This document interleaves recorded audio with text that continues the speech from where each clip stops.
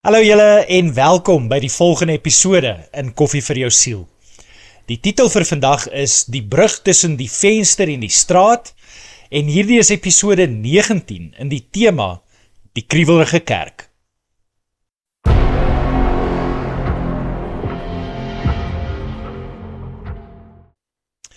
Die moderne wêreld het sy deure vir die institusionele kerk gesluit.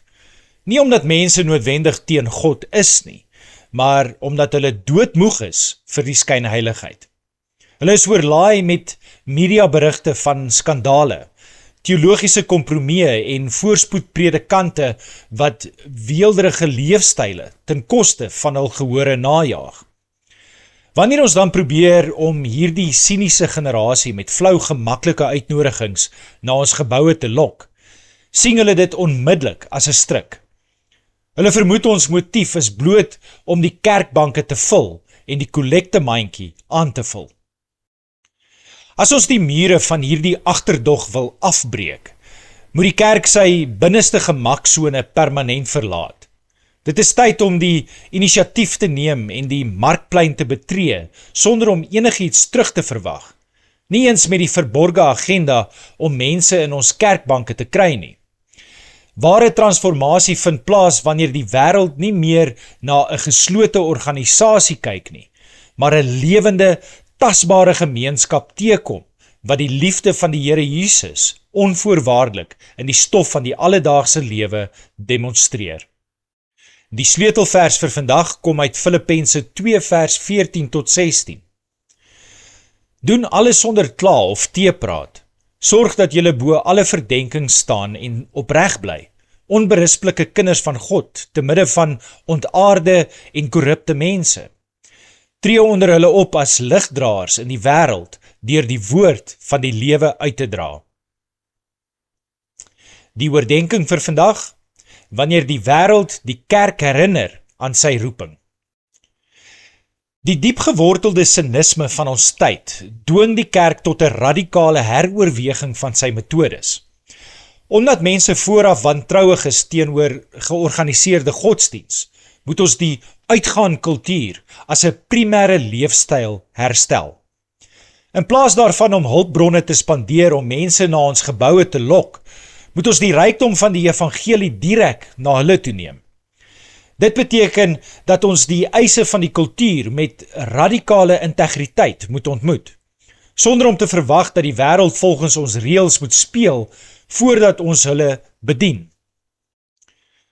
Stel jou 'n weerspieëling voor waar die kerk nie meer bekend is vir sy interne foute of sy liberale teologiese swakheid wat voor elke openbare druk omgekeer word nie.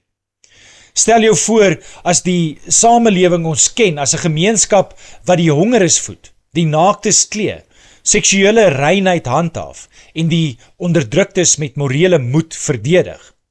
Ons moet 'n volk wees wat gereed is om gemarginaliseer te word ter wille van die waarheid, ryk aan tekens, wonders en vinnige konflikoplossing. Om hierdie visie te realiseer, moet ons geloof sigbaar en tasbaar word te midde van die openbare arena. Hierdie verskywing vra vir praktiese buitemuurse kreatiwiteit.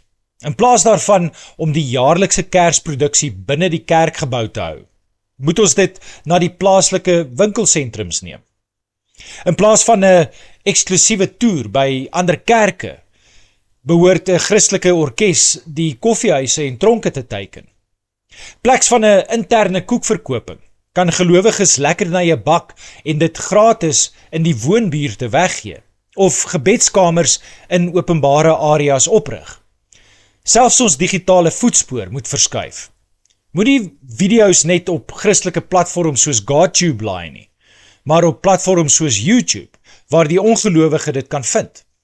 En moenie jou geloofsgetuienis op sosiale media agter privaatheidsfilters wegsteek nie. 'n Siniese wêreld sal ons gedrag altyd met 'n vergrootglas ondersoek, vir enige tekens van skynheiligheid, en daarom moet ons lewens die strengste ondersoek weerstaan. Ek wil graag hierdie pynlike realiteit van hierdie agterdog deur 'n treffende storie illustreer. Dis 'n storie van 'n pastoor wat op 'n dag in 'n restaurant sit. Terwyl hy na 'n glas wyn op die spyskaart gewys het die kelner die "Wat sou Jesus doen" bandjie om sy arm gesien en hom onmiddellik as skynheilig beskuldig. Die kelner het dadelik losgelaat met gruwelstories van 'n predikant wat met die koorleier se vrou weggehardloop het en kerkleiers wat versekeringsbedrog gepleeg het. Nadat die pastoor die kelner met 'n ekstra groot onverwagte fooitjie verras het hy die man gevra: "As daar 'n God was en hy het 'n kerk, hoe sou dit moes wees?" Die kelner se antwoord was 'n ontploffing in die pastoor se bors. Hulle sou vir die armes sorg, die siekes genees, en hulle sou jou nie geld vra om in die woord onderrig te word nie. Hierdie ontnugterende oomblik ontbloot die tragiese werklikheid. Die wêreld buite die kerk se mure weet presies hoe die kerk van Christus veronderstel is om te lyk. Die enigste mense wat dit blykbaar vergeet het, is die institusionele kerk self. Daarenteen sien ons die bonatuurlike impak wanneer liefdevolle, praktiese dade die basis van ons getuienis vorm. Tydens 'n moorddadige jagtog teen Christene in Egipte, het 'n woedende skare van 600 moslems voor 'n evangeliese kerk in Kaïro opgedaag met die slagspreuk "Dood aan die aanbidders van die kruis". Terwyl die pastoor en 30 jong mense binne vir 'n wonderwerk gebid het 'n moslem man uit die skare vorentoe getree en die mense gesmeek om te stop, omdat hierdie spesifieke Christene sy wonde versorg het tydens die revolusie. 'n Ander het getuig dat hulle altyd water aangedra het om hulle self voor hul biduur te was. Die skare het omgedraai en die gebou ongedeerd gelaat, wat bewys dat praktiese liefde buite die 4 mure selfs die hardste vyandigheid kan breek. Maar hoe kan ons dit in ons persoonlike lewe toepas? Die tyd het aangebreek om op te hou, om jou geloof agter die veilige, skoon mure van die kerkgebou te kamoufleer. As jy die vloedgolf van sinisme in jou omgewing wil stuit, moet jy besef dat mense nie oortuig sal word deur jou Bybelse argumente nie, maar deur die onbaatsigtige diens wat jy aan hulle lewer. Jou daaglikse wandel in die markplein, by jou plaaslike winkelsentrum en op sosiale media is die werklike kansel waar die wêreld die karakter van Jesus Christus beoordeel. Skuif jou getuienis doelbewus na die plekke waar ongelowiges dit nie kan miskyk nie. Laat jou lewe hierdie week 'n kreatiewe openbare demonstrasie van die koninkryk word. Moenie jou oortuigings op sosiale media filter uit vrees van debatte of die verlies van volgelinge nie. Praat die waarheid met deernis waar almal dit kan sien. Gaan uit na jou gemeenskap met die uitsluitlike doel om te gee sonder om te vra. Of dit nou beteken dat jy gratis hulp aanbied, iemand in nood onverwagte vrygewigheid bewys of bloot praktiese belydenis lewer sonder 'n kerklike etiket daaraan gekoppel. Sorg dat jou integriteit so onberispelik is dat selfs jou grootste kritisie geen skynheiligheid in jou gedrag kan vind nie. Wanneer ons as individue die moed vind om ons geloof buite die tradisionele strukture uit te leef, word ons die antwoord op die wêreld se diepste vrae.